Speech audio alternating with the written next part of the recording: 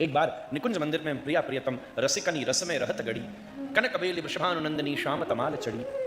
ललिता बाहर ठाड़ी थी, उधो परम भजन में रथे पर भजनी मन में अनुभूति भई तो कुंज में प्रवेश करने लगे। ललिता ने जावंते खूब रोक दियो, खूब रोक दियो, खूब रोक दियो। ऐसो मन में गुस्सा आया, यहां इनके मन से कुछ निकला, वहां श्री ललिता जी के मन से कछु निकलो। जा तू आंध्रो भिखारी बन करके आंध्रो होकर के प्रकट हो। तब या ऊधो को वह श्राप के प्रभाव से सूरदास जी के रूप में प्राकट्य मिला। पर बचपन से ही श्री सूर भगवत भक्ति में रथ। ध्यान देना, बड़ी निर्धन अवस्था माता पिता की, बड़ी निर्धन अवस्था, और उसमें भी बालक हो गया, जाए दिखे ना तो और स्थिति खराब है। पहले तो बहुत अच्छा घर था, बाद में और बिगड़ा तो सोचते इसी के आने की वजह से सब कुछ बिगड़ गया। एक दिन जैसे तैसे राजा ने कुछ धन दिया, वो घर में रखा था, कहीं खो गया। तो पहले तो मुंह दबा रहता था, आज तो माता पिता ने भी कह ही दी बात, जब से तू आया तब से हमारा सब कुछ भ्रष्ट हो गया। बड़ी खरी खोटी, जब बहुत ही ज्यादा खरी खोटी सुनाई, तब आंधळे होने पर भी श्री सूरदास जी ने कह दिया, जाओ वहां फलानी जगह आपका धन चोर ने चुराया, उसके पीछे कुछ लोग लग गए तो वो छुपा गया, वहां रखा है। पहले लगा व्यर्थ बोल रहे हैं, पिताजी ने जाके ढूंढा तो धन मिल गया। वापस लाए तो श्रद्धा लौट आई, ओहो इसको तो दिखता है भाई, अच्छा बेटा हमसे गलती हो। सूरदास जी ने कहा, देखो दो बातें हैं ना, आपने इतना खरी खोटी सुनाई, अब दो ही बातें हैं। मैं या तो घर से निकल रहा हूं और या आप इस धन को छोड़ दो, या तो इसे वापस फेंक आओ या मैं जा रहा हूं। ये दोनों संकोच खा गए। 5 वर्ष की अवस्था में ही श्री सूरदास जी अकेले 5 वर्ष की अवस्था में आंधळे होते हुए भी चल दिए। कुछ मिला नहीं, दूर गांव में पहुंचे तो एक पेड़ के नीचे बैठ गए। एक ग्वाले की गैया खो गई थी, उसे लगा कोई संत आंख बंद करके बैठा थी, तो ये आंधळे इसी के पास पहुंच गए। बाबा जरा बता दो हमारी गैया कहां है, बाबा हमारा गैया कहां है, तो एक दे दूंगा। उन्होंने बता दी गैया कहां है। भगवान को इंद्रिय लेते हैं तो बहुत सारे गुण दे देते हैं। अब तो गांव में बहुत प्रसिद्धि हो गई, जब बहुत प्रसिद्धि हो गई तो यहां से भी चल दिए। वर्षों तक ब्रज के पूर्व एक गांव में रहे, सदगुरु की खोज थी। घूमते घूमते, कथा तो बहुत लंबी है सूरदास जी की, वो सुनाने का तो उद्देश्य नहीं है हमारा, हम जिस उद्देश्य से उठाएं उस पर आ जाएंगे। तब तक तो वो पद लिखते थे, 1.25 लाख पद लिखे हैं सूरदास जी ने। एक व्यक्ति ने 10.25 दिन भर एक ही काम, रोज उन्हें सुखी इस बात का, रोज नई पद रचना करो, रोज नहीं करो। 1.25 लाख पदों में ये भावना है, 1 लाख पद सूरदास जी ने लिखे हैं और 25,000 पद खुद ठाकुर जी ने लिखे। जहां सूर श्याम शब्द आ जाए ना, बहुत सारे पद है ना सूर श्याम, जिसमें सूर श्याम पद शब्द है, वो पद ठाकुर जी के, सूरदास जी के नहीं है, ठाकुर जी सूरदास जी के रूप में लिखे। ऐसी अनुभूति। तब आप श्री को वहां श्रीमद वल्लभाचार्य जी की प्राप्ति हुई। श्री वल्लभ महाप्रभु अपने परिकर के साथ ब्रज आ रहे थे, वहीं थोड़ी देर के लिए टिके तो पता चला कि बड़े सुंदर एक वैष्णव है, गाते हैं, पद रचना करते हैं। अभी तक तो ये बस यही लिखते थे, कब प्राप्ति होगी, मोह सम कौन अदम खल पापी। वल्लभाचार्य जी बोले, क्या खिसियाते रहते हो हर समय, क्या रोते रहते हो, लो मैं दे रहा हूं ना, संबंध दे दे, जो मैं दे रहा हूं ना।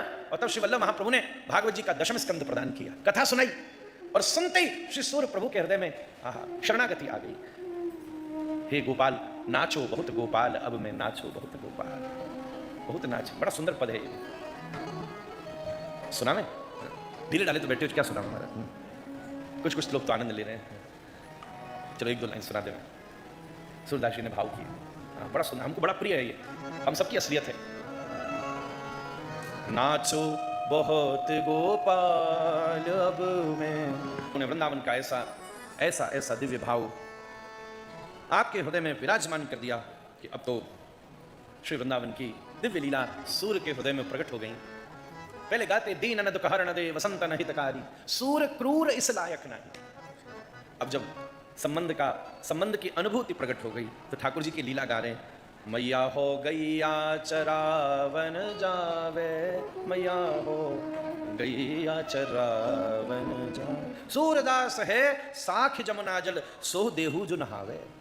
अब तो वृंदावन की लीला में उमड़ गए।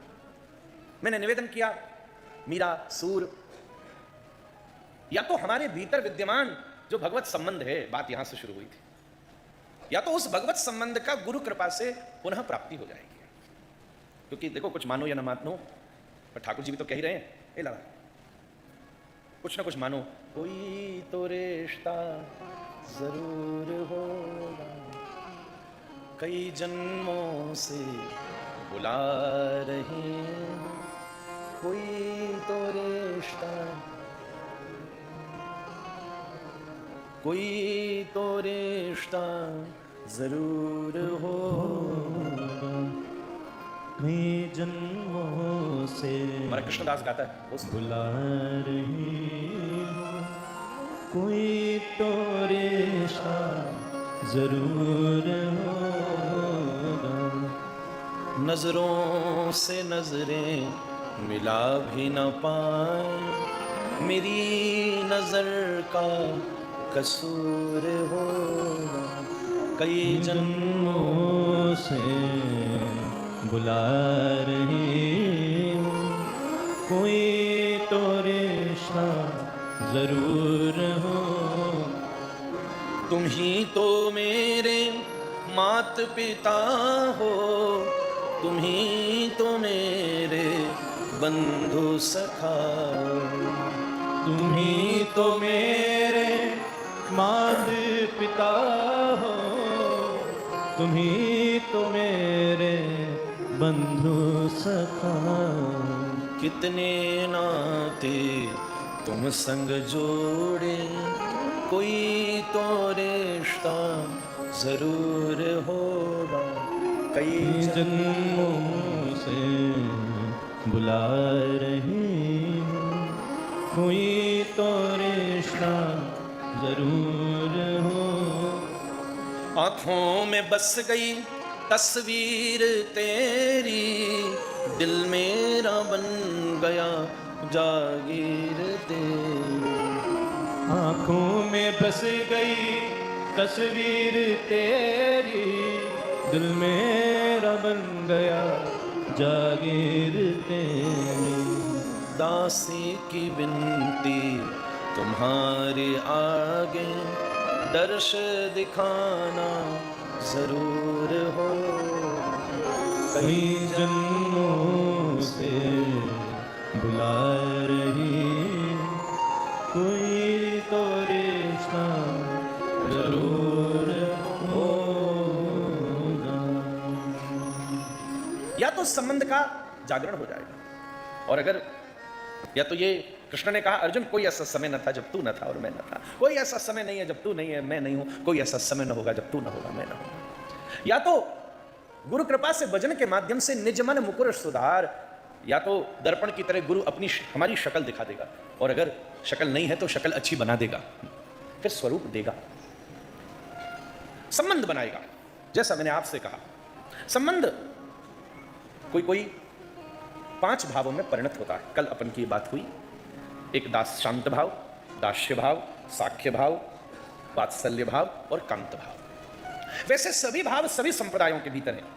सदगुरु सदगुरु है, फिर भी किसी न किसी परंपरा के माध्यम से आकर के हमें जब दीक्षा प्रदान करता है तब उसके द्वारा संबंध का बोध होता है। दीक्षा का मतलब ही यही है, भक्त भगवान का संबंध बन जाए, यही उसका स्वरूप है। अब कई तो बहुत समय, अब तो फिर भी कुछ लोग सावधान हो गए। पहले तो भंडारी की तरह दीक्षा ले आते थे, वो भंडारा थोड़ी ना है। अगर हमें संबंध की प्राप्ति करनी है तो संप्रदायानुसार हमें उसका विचार करना चाहिए। अगर हम अद्वैत दर्शन में आश्रित होते हैं, उसकी अपनी विवेचना है, ब्रह्म सत्य है पर जगत मिथ्या है, आत्मा और ब्रह्म में कोई भेद नहीं है, ये दर्शन है भाई। अब विस्तार में चलेगा तो 6 महीना प्रस्थानत्रयी समझने में लग जाएगा। अब बजाज जी कभी हमको 2, 4, 6 साल की कथा करना जब इन सबका विषय विस्तार हो, कौन करे। तो कई बार जैसे समुद्र की बिंदु को पी करके भी समुद्र का स्वाद पता चल जाता है, उस अनुभव से हम लोग कह रहे हैं। इसमें मोक्ष परम गति है, पर उसका सबसे श्रेष्ठ साधन मुक्ति है। इसी पथ के ऊपर चलकर भगवत प्राप्ति हो सकती है, पर ऐसा नहीं है। वही शंकराचार्य भी कह रहे हैं, भज गोविंदम गोविंदम भज मूढ़मते। पर मुख्य बात, इसी क्रम में श्री संप्रदाय, रामानुज संप्रदाय, उसमें आपको चतुर्भुज पार्षद की तरह शंख और चक्र दिए जाते हैं। वहां गति वैकुंठ तक है, हम वैकुंठ के पार्षद हैं, इष्ट लक्ष्मी नारायण है। युगल की उपासना अंतर है, राधा कृष्ण की स्वरूप भिन्न है। यहां वृंदावन में तो लक्ष्मी जी को तपस्या करनी है कि वृंदावन की प्राप्ति होगी। जिसका जैसा संबंध, या तो तुम्हारा संबंध हो तो उसका प्रकाश हो जाएगा। सूरदास जी का संबंध है तो प्रकाश हो गया, और अगर संबंध का प्रकाश नहीं है तो जो गुरु का संबंध है वही वो तुम्हें प्रदान कर सकता है। ध्यान देना, इसी रूप में विषय आगे बढ़ता है। वो कहते हैं विशिष्टाद्वैत दर्शन, मतलब ब्रह्म एक है पर उसमें जीव और जगत विशेषण के रूप में स्थित होते हैं। जैसे जल, नीर, तत्व तो एक ही है, पर विशेषणात्मक पक्ष प्रकट होता है। वहीं शरणागति विशेष बात है, शरणागति के बिना मुक्ति नहीं मिल सकती और लक्ष्मी नारायण की ही प्राप्ति हो सकती है। तो वहां हम पार्षद बन सकते हैं, जैसे जय विजय पार्षद। शेषशाही भगवान की उपासना हमारे जीवन का परम लक्ष्य बनेगा। वेदार्थ संग्रह, श्री भाष्य और वाल्मीकि रामायण श्री संप्रदाय के भक्ति बोधक सर्वोत्तम ग्रंथ है श्रीमद् वाल्मीकि रामायण। फिर इसी में जब द्वैत दर्शन प्रकट होता है मध्वाचार्य जी का, तो वहां जीव, जगत, ईश्वर ये तीनों भिन्न भिन्न तत्व हैं, एक नहीं है।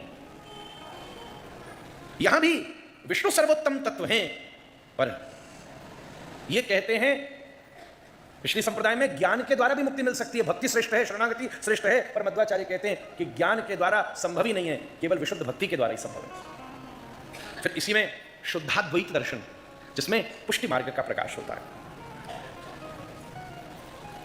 जगत भी सत्य है, पर ब्रह्म का ही एक दूसरा स्वरूप है, अलग अलग तो नहीं है, पर वही उसका दूसरा स्वरूप है। जो अद्वैत तत्व है वो परम शुद्ध है। और अब विषय प्रवेश करता है कि परम पूर्ण पुरुषोत्तम कौन है? केवल हमारे श्री कृष्ण।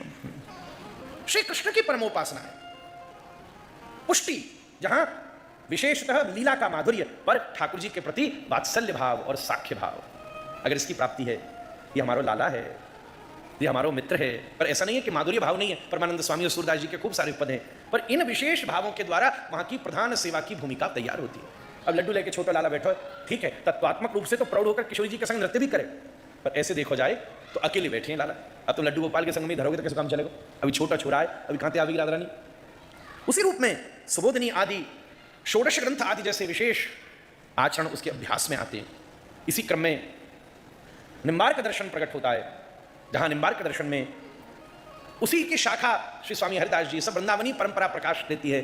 महावाणी जैसा सर्वोत्तम ग्रंथ और ब्रज की शुद्ध निकुंजोपासना का प्रकाश होता है, जहां जुगल की प्रधानता भी है। कृष्ण ही नहीं, राधे कृष्ण कृष्ण कृष्ण राधे राधे, राधे श्याम श्याम श्याम राधे राधे, ये दिव्य भाव से उसकी दिव्यता प्रकट होती है। फिर बाद में श्री चैतन्य महाप्रभु के द्वारा अचिंत्य भेदाभेद दर्शन का प्रकाश होता है। हम सब लोग गौर निताई के ही परमोपासक हैं। महाप्रभु कहते हैं अचिंत्य भेदाभेद, ये जीव और जगत भगवान चाहें तो अपने साथ भी रख सकते हैं, अलग भी कर सकते हैं। सर्वसत्ता है महाराज, अलग भी हो सकती है, साथ भी हो सकती है, इसलिए इसमें ज्यादा दिमाग मत लगाओ कि जीव, जगत और ब्रह्म एक है कि अलग अलग है। और सबसे बड़ी बात है श्री राधा कृष्ण के चरणारविंद का विशुद्ध मंजरी, शुद्ध प्रेम लक्षणा भक्ति, जहां का परम उद्देश्य है वृंदावन निकुंज की उपासना, जुगल श्री राधा कृष्ण राधारमन जी की दिव्य भावना और वृंदावन को वास। ये जो दिव्य विशुद्ध भक्ति का संबंध अगर अनुभूत करना है तो ऐसी ही वैष्णव आचार्य के आनुगत्य में संबंध के बोध की आवश्यकता है। ये मेरी बात नहीं है, इसी अनुसार शास्त्रों के स्वरूप का प्रकाश हुआ। जो जहां का डॉक्टर है वो वही तो ठीक करेगा। एक आदमी के दांत में दर्द था, पहुंचा तो एक हॉस्पिटल के बाहर लिखा था हड्डी का डॉक्टर, तो उसने सोचा दांत भी तो हड्डी होता है, तो पहुंच गया। अब अगर घुटने में और पीठ में दर्द हो तो हड्डी का डॉक्टर तो कई बार चटकाता है, उसने दांत जैसे ही चटकाया, गोविंदा नमः नमः नमः नमः हो गया, महाराज हड्डी गई। जो जिसका डॉक्टर होगा वो उसी तक तो देगा, जिसकी जैसी अनुभूति होगी उसी रूप में उसका प्रकाश होगा। इसलिए पानी पी जाए छान के और गुरु की जाए जान के, प्रभाव से नहीं, प्रसिद्धि से नहीं, उसके संबंध के बोध के द्वारा। आहा, क्या सच में बताओ, ये हमारा हाथ पकड़ के हमें ठाकुर जी के चरण तक देगा। महाप्रभु जी ने कहा अच्छी कविताएं, अच्छा वाचन, ये तो कला का विषय है, भक्ति का विषय नहीं है। न धनम न जनम न सुंदरिम कविताम वा जगदीश कामये मम जन्मनि जन्मनीश्वरे भवता भक्ति रहित की त्वयि। किसी का बहुत बड़ा आश्रम है, वो सोचो वृंदावन में जाएंगे 2 कमरा तो मिल जाएगा, खाने को अन्य क्षेत्र तो मिल जाएगा, न धनम न जन्म। अरे वाह, इनके यहाँ तो 50 लोग आते हैं, इतनी भीड़ लगती है, बड़े बड़े ऑफिसर आ रहे हैं, बड़े बड़े अधिकारी, बड़े बड़े हीरो आ रहे हैं, ये बड़े अच्छे हो गए इनके पास। न सुंदरिम कविता, ये तो बहुत अच्छा बोलते हैं, ये तो लिखते हैं तो बहुत अच्छा गाते हैं, बड़ी मीठी लगती है इनकी, ये तो कला की बात है। असली बात कौन है? मम जन्मनि जन्मनीश्वरे भवता भक्ति रहित की त्वयि। कला खो सकती है, भक्ति नहीं खो सकती महाराज। भीड़ आज अभाव हो, कल प्रभाव हो, आज जनता है कल न हो, ये सब रोज चलता रहता है, परिवर्तनशील बातें हैं, पर असली तो वही गुरु है। मोर गुरु होन स्वयं प्रकाश, किंतु ताई होन नित्य श्री कृष्ण रदास, जो हमें निकुंज में प्रवेश करावे हाथ पकड़, ठाकुर जी की सेवा में ले जाए। आपको प्रधानमंत्री से मिलना हो तो जो उससे मिला है उसी की तो खातिर करोगे, जबरदस्ती टाइम वेस्ट करोगे तो क्या फायदा? सीधी बात है। इसलिए किशोरी जी की प्रधानता करते हुए उसके आनुगत्य में हमारे यहाँ मंजरी भाव है। फिर जैसे हालांकि प्रस्थानत्रयी वहां स्वीकारता नहीं है, पर श्री राधा वल्लभ परंपरा में सखी भाव, समभाव है। समभाव का अर्थ श्री प्रिया जी और हम ललिता विशाखा आदि प्रिया जी के समत्व का बोध है, और यहां श्री राधा रानी की भी परम अनुरागी सेवक का बोध है। ऐसे करके ये सूक्ष्म, हो सकता है मेरी ये बातें अभी आपको पल्ले ना पड़ रही हो, ज्यादा ऊपर ऊपर से जा रही हो, पर कहना जरूरी है, कभी तो पल्ले पड़ेगी। कुछ कथा भूत के लिए होती है जो इतिहास सही कर दे, कुछ कथा वर्तमान के लिए होती है जो इस समय ठीक चला दे, कुछ कथा भविष्य के लिए होती है। कभी हमारी बुद्धि इस स्तर तक पहुंची तब 40 साल के बाद भी हो सकता है श्री द्वारिकाधीश के सामने मिर्जापुर की कथा आपको स्मरण आएगी कि हमने व्यासपीठ से ये बात सुनी थी। हमारे जीवन में ही होता है, हम तो बचपन से कथा ही में पड़े हुए, कथा में खेले, महाराज जी बड़े महाराज जी को सुनते उस समय कई बात पल्ले नहीं पड़ती थी, अब समझ में आवे, ओ ये तो हमने 50 वर्ष पहले सुनी, 30 वर्ष पहले सुनी, ये तो हमने ये बात उधो की, ओहो ये तो तब सुनी, अब समझ में आई कि ये था। सूरदास जी को सुन रहे हैं, अब समझ में आया कि ऐसा भाव कैसे लिख गई है। अगर कोई सूरदास जी को जानता ही नहीं होगा तो आज वो उधो है, ये तो उसको रस ही नहीं आएगा। पर इतने दिनों से जो सूरदास को सुना और फिर जब आज उधो के प्रसंग से उसका भाव लिया तो उसमें रस की वृद्धि हो गई। यही कथा की पद्धति है।